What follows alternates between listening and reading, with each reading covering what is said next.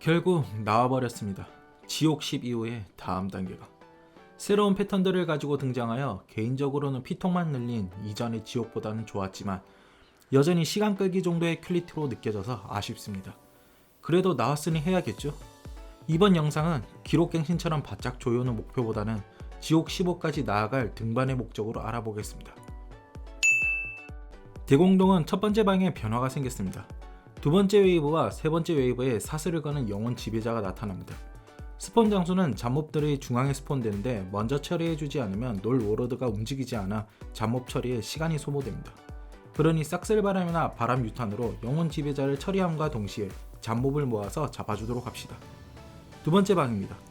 우선 딜이 애매하다면 5시로 몰아서 잡는 예전 방식은 쓰지 않는 것이 좋습니다.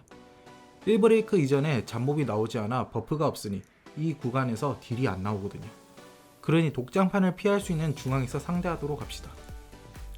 보스방입니다. 기존과 거의 동일하지만 어느 마력골을 부수는지로 추가된 패턴이 바뀌는데요. 자주 부수는 번개의 마력골을 여전히 부수는 편이 좋습니다. 다른 마력골을 부수면 딜로스가 심하고 까다로운 패턴이 나오거든요. 번개의 마력골을 부수면 초열지옥 패턴이 나옵니다. 초열지옥 패턴은 첫 폭발 공격에 모였다가 이후 마법진이 나오면 흩어지면 됩니다. 만약 대상이 탱커 유저분이라면 혼자서도 전부 처리하시니 모이지 않고 프리딜을 하시면 됩니다. 신전도 첫 번째 방에 변화가 생겼습니다. 큰 변화인데 아니기도 합니다. 일단 강령술사의 실드가 기존과는 달리 도끼 공격을 4대나 맞아야 지워집니다. 그런데 그거보다 더 큰 변화는 도끼가 매우 아픕니다. 힐러직이 있어도 도끼를 맞아가며 버티기에는 꽤 아프니 가급적 원거리 유저들은 포지션에 유의하도록 합시다. 두 번째 방입니다. 등반 시에 신전에서 가장 큰 어려움을 느낀 방입니다. 우선 조우 브레이커가 잠겨 있습니다. 그 말은 즉 무조건 기둥 패턴을 본다는 말인데 한 번도 아닌 2번을 보게 바뀌었습니다. 여기서 주의할 점은 두 번째 기둥 패턴에서 첫 번째와 같은 색의 기둥을 부수면 안 된다는 점입니다. 버프가 중첩된 중보는 모든 걸 부수는 괴물로 변하게 되니 처음 부셨던 기둥과는 꼭 다른 색의 기둥을 부셔야 합니다. 그리고 기둥이 생각보다 많은 딜을 필요로 합니다. 만약 딜이 부족하다면 딜 분배에 꽤나 공을 들여주세요. 팔라딘, 비약, 눈먼 예언자의 탈착을 통해 공을 들인다면 대부분 넘길 수 있을 겁니다. 보스방입니다. 보스방에서 크게 바뀐 점이 있다면 자가개비 패턴에서 과거의 환영이 나온다는 점입니다. 근데 여기는 오히려 이전보다 편해진 느낌입니다. 특별한 패턴 없이 과거의 자신을 쓰러뜨리면 돌파합니다. 다만 보스에서 유의할 점은 싹쓸바람이나 광역딜러가 없다면 잡몹들이 꽤나 큰 피통으로 활개를 치게 됩니다. 힐러나 탱커들이 여기서 싹쓸바람을 껴준다면 더욱 원활한 등반이 가능합니다. 신단의 첫 번째 방은 거의 변화가 없습니다. 다만 피통이 많이 늘어난 만큼 1V가 안되면 까다로운 패턴들을 사용하기 시작합니다. 그래도 여기까지 등반하며 숙달된 여러분이라면 큰 문제는 없을 겁니다. 두 번째 방입니다. 테서렉트가 2개로 늘었습니다. 각각 서로의 대각선 방향에 나오는데 가장 깔끔한 등반용 루트는 2명씩 짝을 나눠 각각의 테서렉트를 처리하는 방식입니다. 보통 딜러와 탱커, 딜러와 힐러가 나뉘어지며 테서렉트 처리 이후에 중보를 처리하면 됩니다. 보스방입니다. 우선 조우 브레이크가 없고 바로 궤도의 창 패턴이 시작되어 창을 던지기 시작합니다. 그리고 보라색의 수능의 창을 궤도의 창 패턴 때 하나씩 던져줍니다.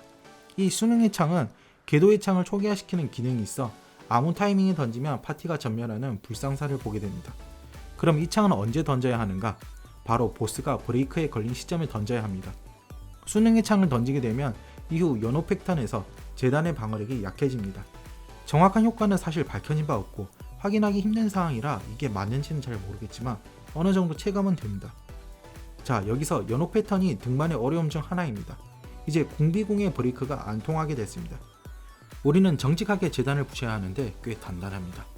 그러니 힐러 계열이나 탱커 계열이 브레이크 딜에서 손해를 보더라도 첫 브레이크 때 수능의 창을 던져 놓도록 합시다. 폐기장의 첫 번째 방은 마지막 웨이브의 주술사만 패턴이 다릅니다.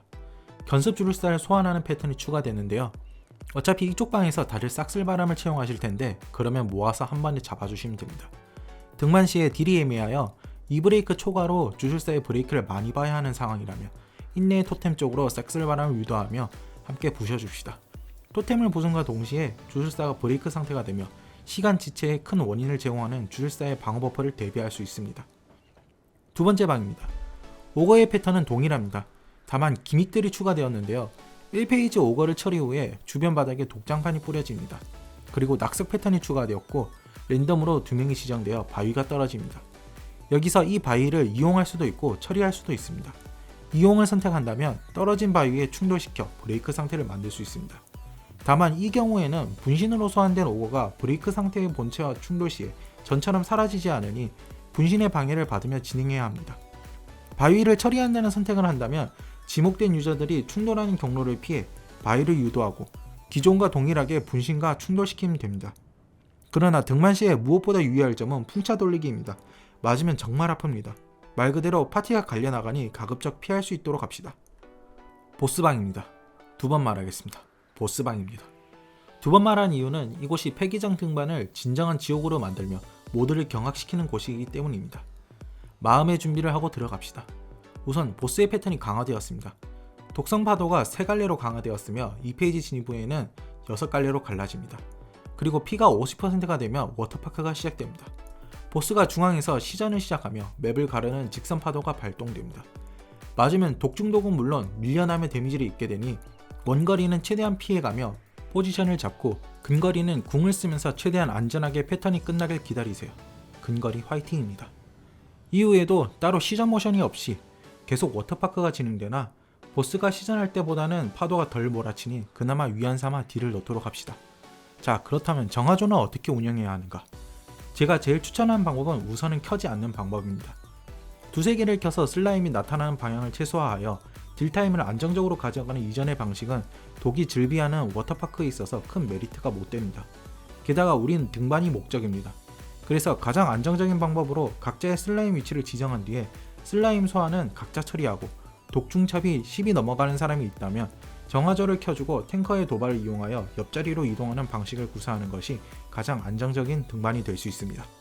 이렇게 하더라도 악의적인 워터파크 패턴에는 무슨 일이 생길지 모르지만요. 여기까지 지옥 11 이후에 15까지 등반에 대한 공략을 써봤습니다. 차후에 지옥 20이 나올지는 모르겠으나 캐릭터 간의 격차를 줄이고 캠프파이어에서도 언급한 근접 캐릭터의 폐기장 지옥을 완화한 뒤에나 고려했으면 합니다. 그렇다고 업데이트를 마냥 미룰 수도 없는 게 저희 로드맵 솔직히 탄탄하지 않거든요. 재촉은 언제나 독이 되는 것을 알지만 그나마 재촉해주는 사람이 있을 때 잡아주셨으면 합니다. 그럼 또 다른 영상으로 다시 만나뵙겠습니다. 민차입니다. 감사합니다.